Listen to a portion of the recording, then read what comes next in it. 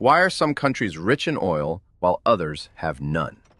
What if I told you that the richest countries on Earth became rich long before humans even existed? Saudi Arabia sits on an ocean of oil hidden beneath its deserts. Norway became one of Europe's wealthiest nations after discovering oil under the North Sea. The United States built much of its modern economy on oil, but countries like Japan, Switzerland, and South Korea have almost none. Why? Is it just luck? Or did nature make this decision hundreds of millions of years ago? Before we uncover one of Earth's greatest secrets, subscribe to Hidden Systems. Every week, we reveal the hidden forces that shape our world. Now, let's go back in time.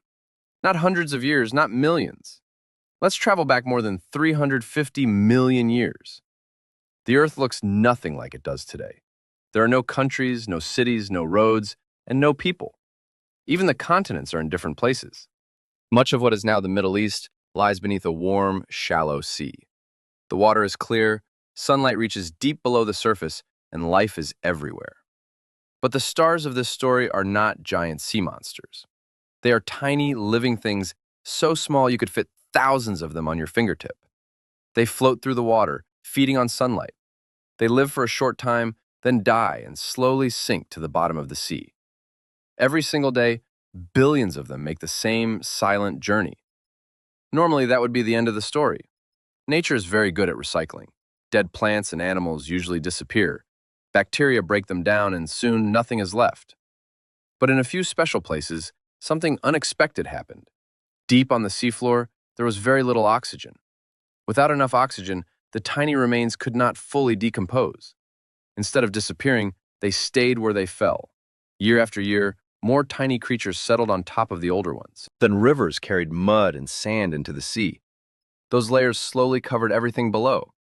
Imagine putting a photograph into a box, then placing another box on top of it, then another. Keep doing that for millions of years. The deeper the tiny remains were buried, the hotter it became. The pressure also grew stronger. Very slowly, nature began changing them into something completely different. It didn't happen in 1,000 years. It didn't happen in 1,000,000 years. It took an almost unimaginable amount of time. Deep underground, those tiny sea creatures slowly turned into crude oil. Think about that the next time you see a car, an airplane, or even a plastic bottle. Part of the oil used to make them may have started its journey in an ancient sea long before the first dinosaur ever walked across the earth. But creating oil was only half the miracle. Keeping it underground was even harder. Oil always tries to move upward. It slowly travels through tiny spaces inside rocks, searching for a way to the surface. If nothing stops it, it escapes forever. Rain, sunlight, and bacteria eventually destroy it. That happened countless times throughout Earth's history. Huge amounts of oil were lost long before humans ever appeared. Then nature did something incredible. In some places, thick layers of solid rock formed above the oil. They acted like the lid on a cooking pot. The oil could no longer rise.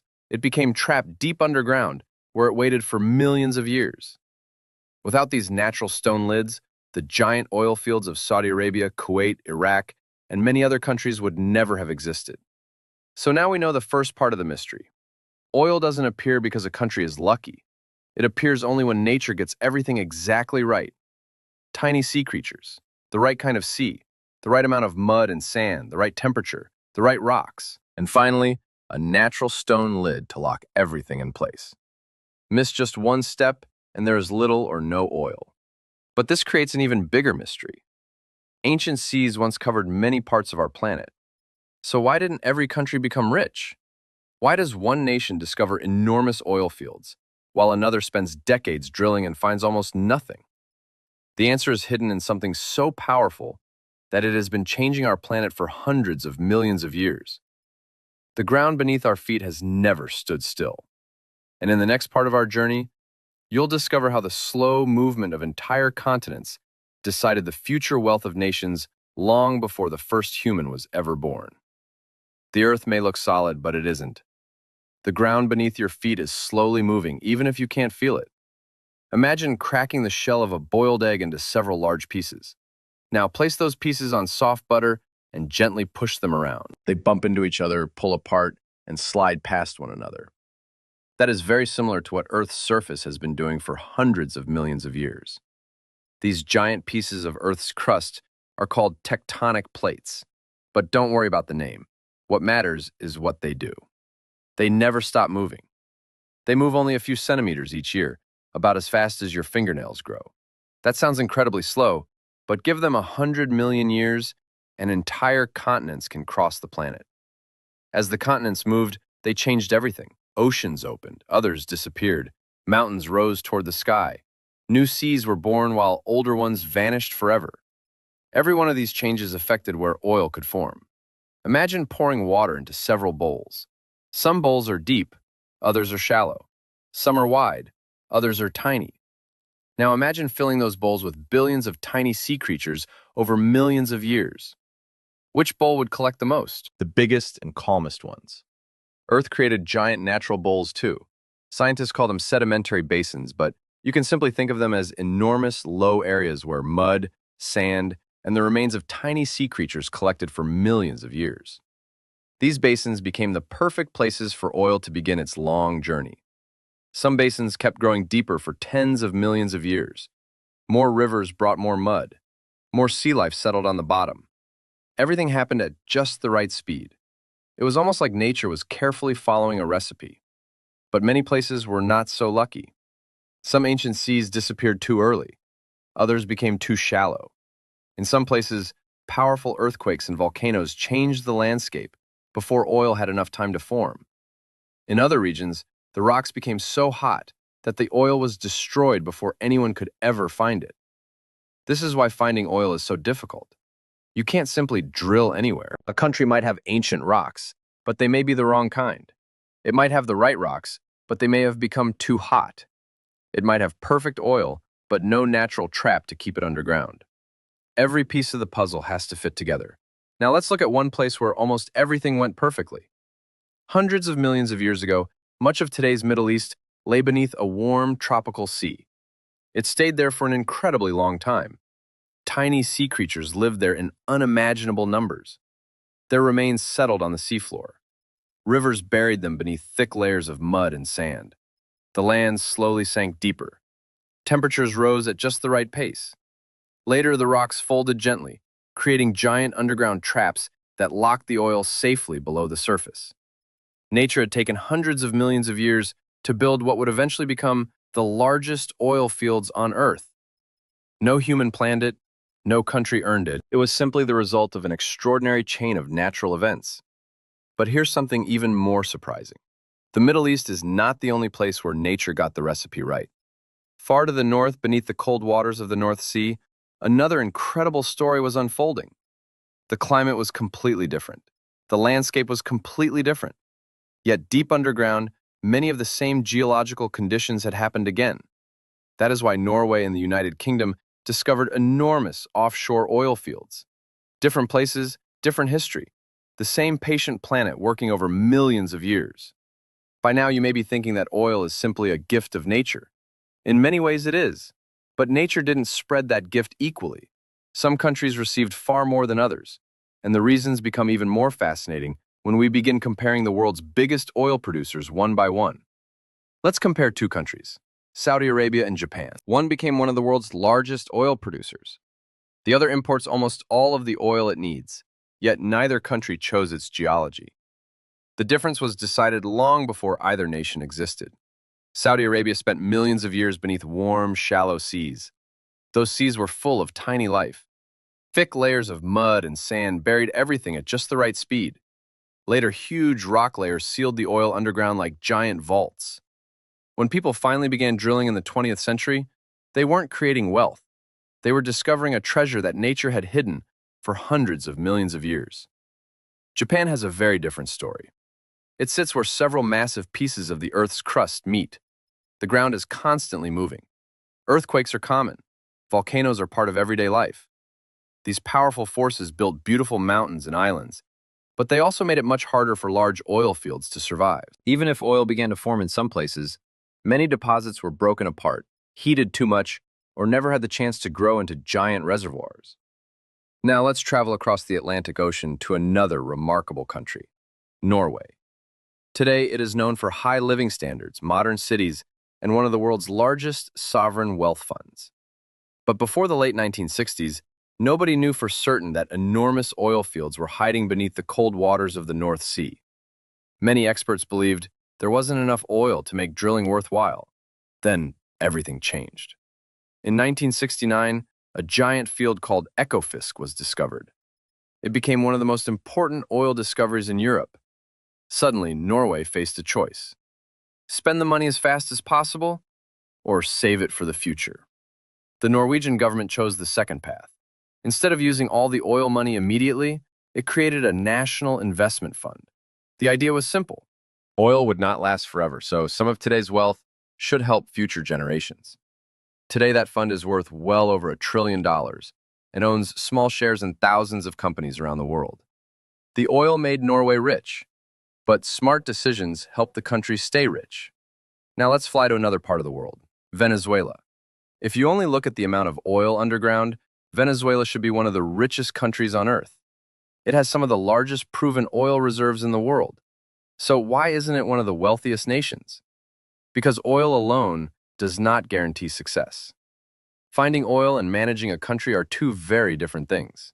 History, politics, economic decisions, international markets, and corruption can completely change the outcome.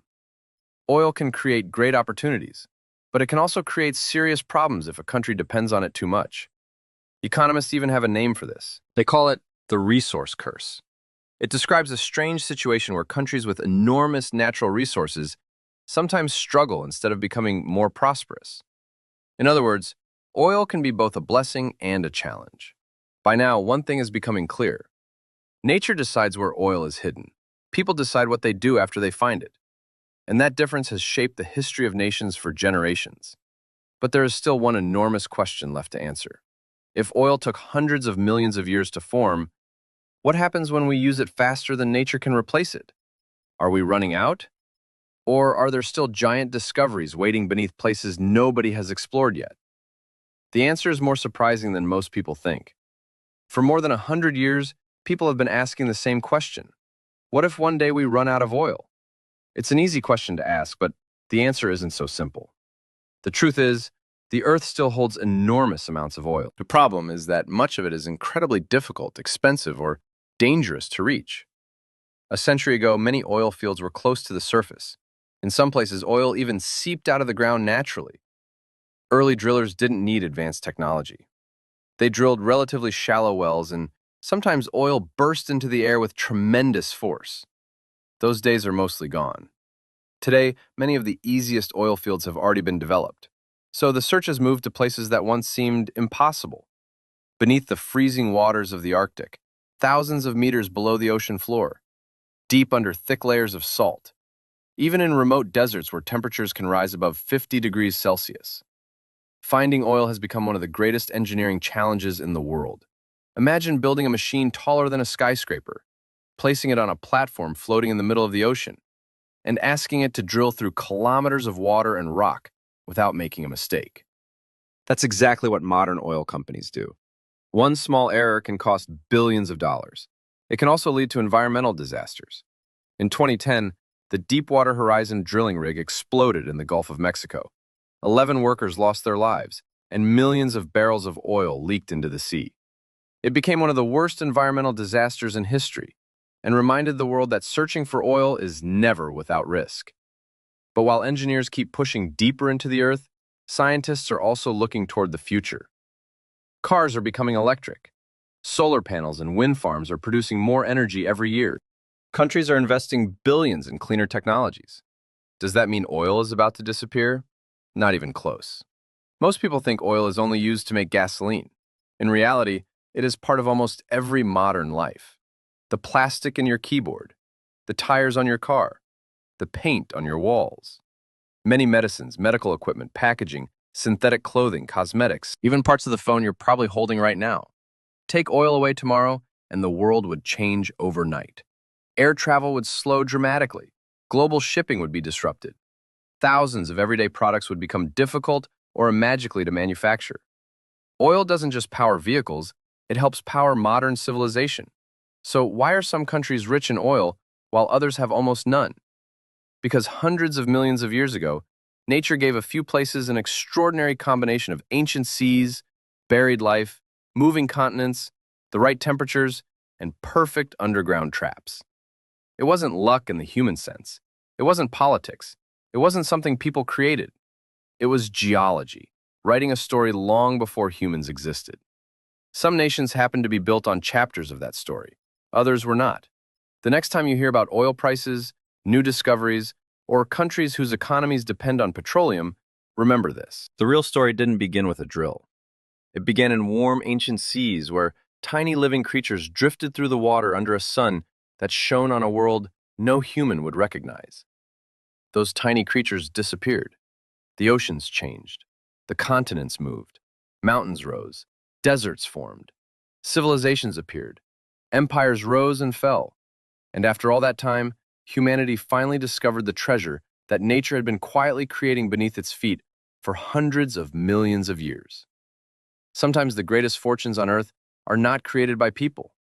Sometimes they are simply inherited from a planet that has been writing its own story since long before we were here. Here for a second, because there's a picture in most people's heads that is almost completely wrong. Many of us imagine oil sitting underground like a secret lake, a giant black swimming pool just waiting for someone to stick a straw into it. That is not what oil fields look like at all. Oil doesn't collect in caves or hollow spaces. It hides inside solid-looking rock, the same way water hides inside a kitchen sponge. Pick up a sponge and look closely. It's full of tiny holes you can barely see. Now imagine a rock, buried for millions of years, filled with the exact same kind of tiny holes. Geologists call this porosity, but you can just think of it as millions of microscopic pockets of empty space packed inside stone that looks completely solid from the outside. To make this easier, scientists describe the whole system using three simple ideas. First, there's the source rock.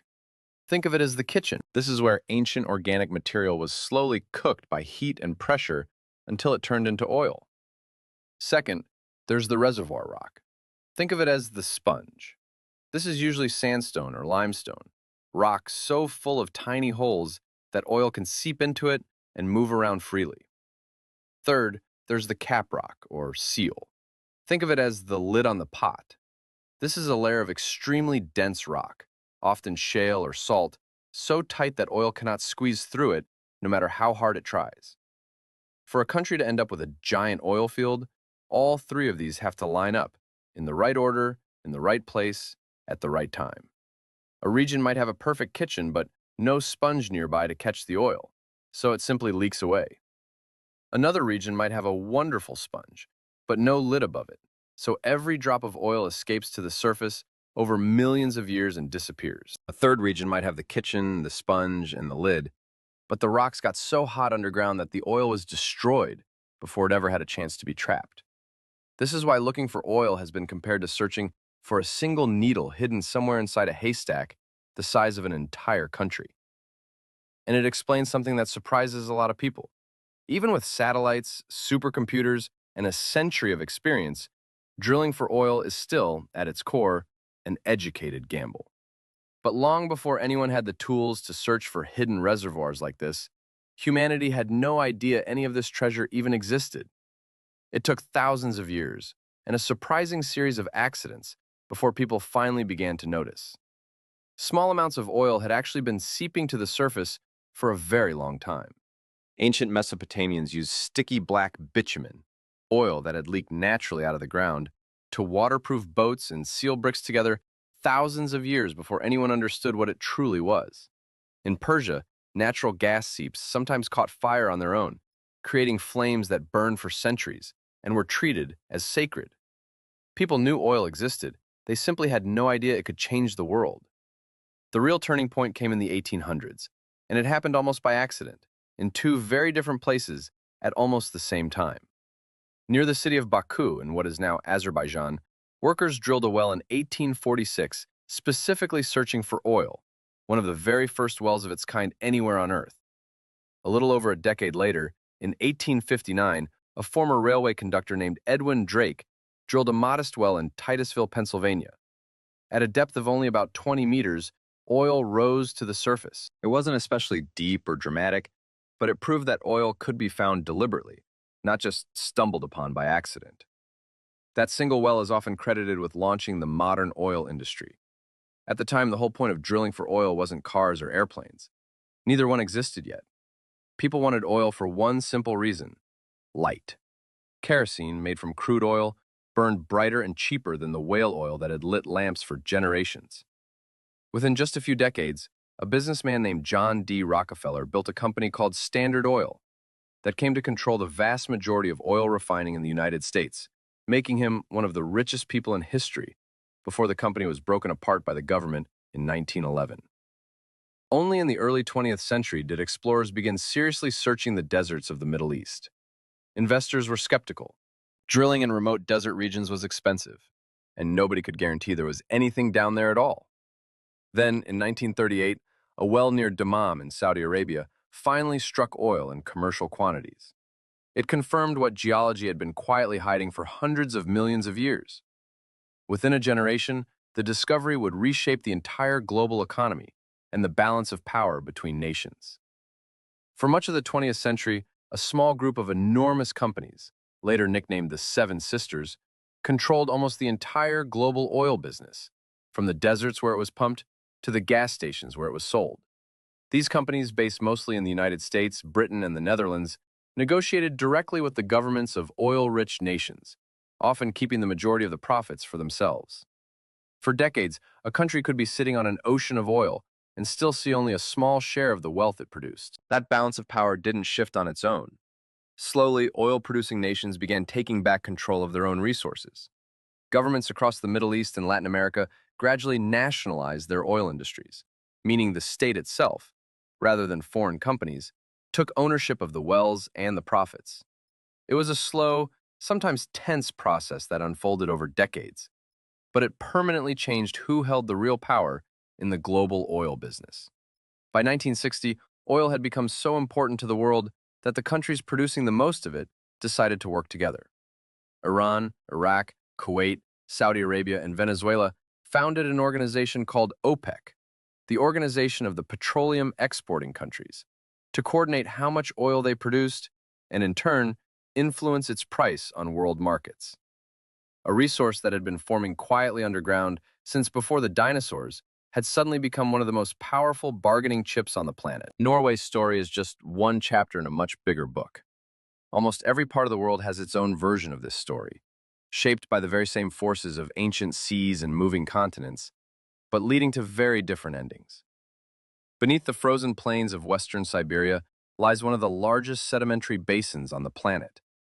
For decades during the Soviet era, geologists searched this remote, freezing region, and in 1965, they found the giant Samatlor field, buried oil that would eventually help make Russia one of the top oil-producing nations in the world. Across the ocean, in Texas and New Mexico, a vast basin called the Permian Basin had been producing oil for over a century. But by the early 2000s, most experts assumed the easy oil there was already gone.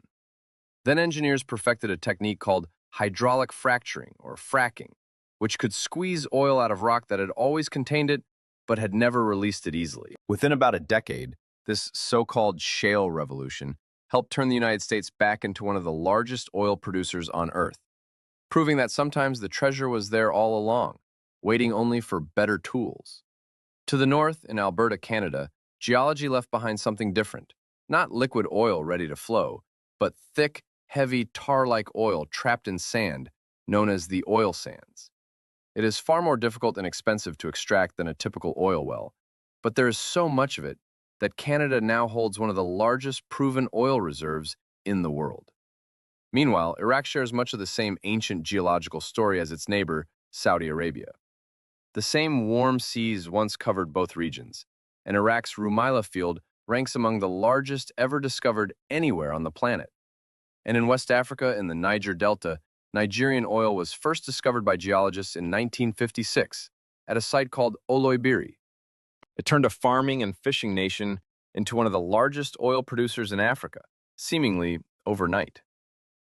Different continents, different climates, different centuries of discovery.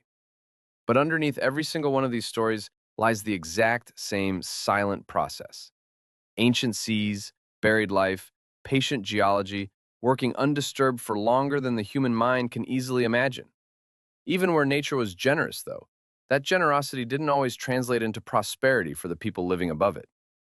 Economists have a name for this strange pattern, where countries with enormous natural wealth sometimes end up struggling instead of prospering: the resource curse.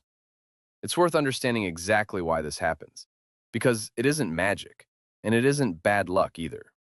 When a country suddenly earns enormous amounts of money from oil exports, its currency often becomes much stronger. A stronger currency sounds like good news, but it quietly makes everything else that country tries to sell abroad, like farm crops or manufactured goods, more expensive and harder to compete with on world markets.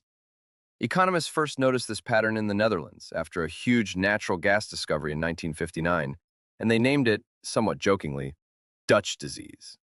Farms and factories struggle while only the oil industry keeps growing, leaving the whole economy dangerously dependent on a single resource whose price can rise or crash overnight. There's a second, quieter danger, too. When almost all of a government's money comes from a handful of oil wells, rather than from taxing millions of ordinary citizens and businesses, leaders can sometimes govern without needing broad public support to fund the country. That can weaken accountability, and in some nations, it has opened the door to corruption, as enormous oil revenues flow toward a small number of people rather than into hospitals, schools, and roads for everyone. This is exactly why the comparison between countries matters so much. Norway and the United Arab Emirates both discovered enormous oil wealth, and both built strong institutions, careful long-term planning, and diversified economies around it.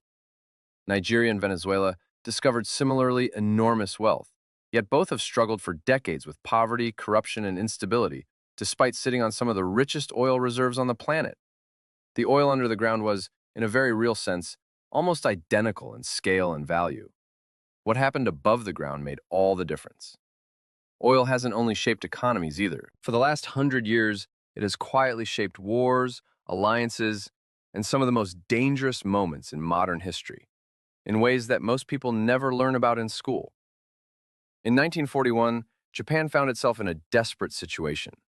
Japan's own geology never gave it meaningful oil reserves of its own, so the country depended almost entirely on imports, and the vast majority came from the United States.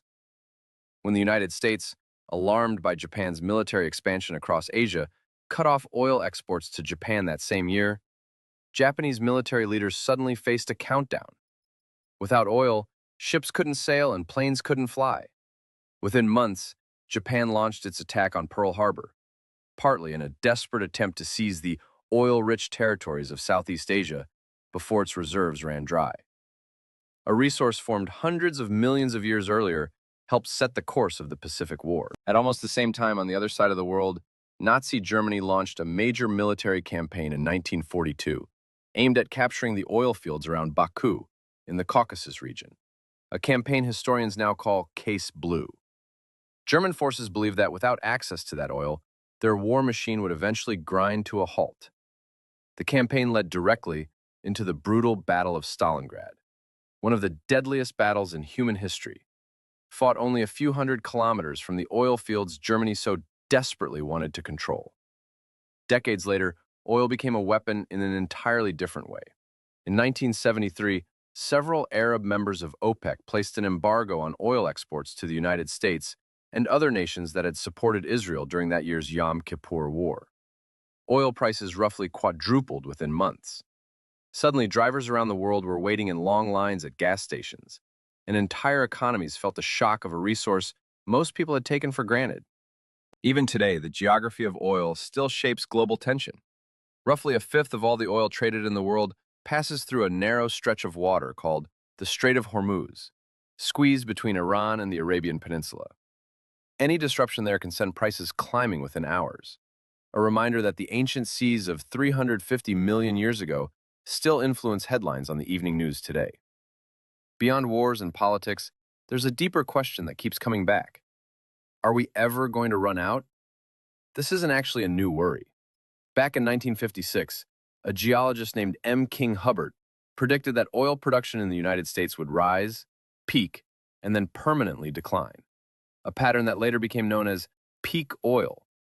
His prediction about the United States looked accurate for a while. Production did peak in the early 1970s, roughly on schedule. But then something Hubbard hadn't fully accounted for happened. Technology kept improving. New drilling methods, better seismic maps, and eventually the shale revolution unlocked oil that earlier generations of geologists didn't even know how to reach. American oil production didn't just recover, it eventually climbed to record highs decades later. The lesson wasn't that Hubbard was foolish, it was that how much oil exists and how much oil we can actually reach are two very different questions. And the second one keeps changing as human ingenuity improves. Before any giant rig ever touches the ocean floor, geologists have to guess, as accurately as science allows, exactly where to drill. And the way they do it sounds almost like giving the Earth an ultrasound. Special ships and trucks send powerful sound waves down into the ground, and sensors listen carefully to the echoes that bounce back. Different types of rock reflect sound differently, so by studying these echoes, scientists can build a detailed map of the hidden layers far below the surface without ever seeing them directly. This technique, called a seismic survey, can reveal the shape of a possible reservoir and even hint at whether it might be holding oil, gas, or simply salty water. But even the best seismic map is still only an educated guess. The only way to know for certain is to drill an exploration well, sometimes nicknamed a wildcat well. Because in the earliest days of the American oil industry, prospectors often drilled in remote, untested land where nothing but wildcats seemed to live. Even today, with satellites and supercomputers, most wildcat wells still come up empty or uneconomical.